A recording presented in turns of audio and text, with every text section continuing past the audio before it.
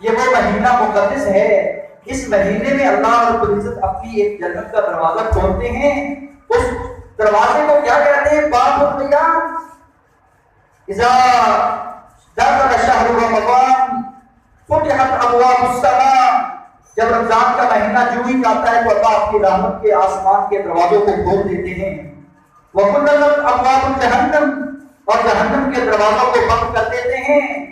اور بندے کو چاہیے کہ نیکی کے کام میں جلدی کرے.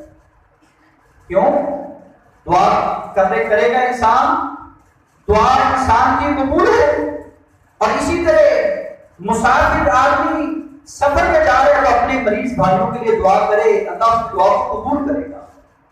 اسی طرح شہر المغفرہ، یہ مغفرت والا مہینہ ہے. بندہ اگر گناہ گار ہے، اس نے گناہ کر لیے ہیں، اس کے لیے مغفرت کا یہ پیکیج آ گیا ہے. اس پیکیج کو استعمال کرتے ہوئے اپنی مغفرت کروائے، نماز پڑھ کر، روزہ رکھ کر، اور اس طرح قرآن مجید کی تلاوت کر.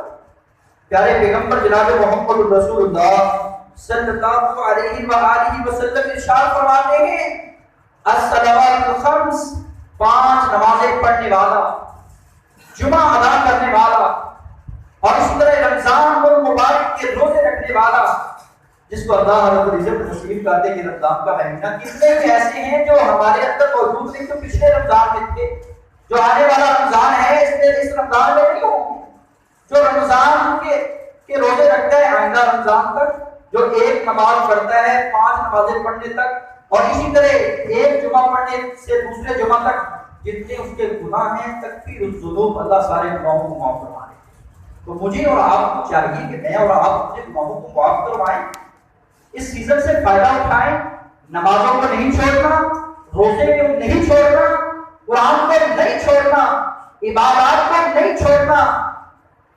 شیطان کو چھوڑ دو، شرارتوں کو چھوڑ دو، حسد بغض کینے عداوتوں کو چھوڑ دو، چغلی اور جھوٹ کو چھوڑ دو، برائی کو چھوڑ دو، غصب کو چھوڑ دو، ظلم کو چھوڑ دو، چوری اور ڈکیتی کو چھوڑ دو، اور اسی طرح سود کو چھوڑ دو، ہر وہ برائی کو چھوڑ دو، ہر خیر کے کام کو کرنے والے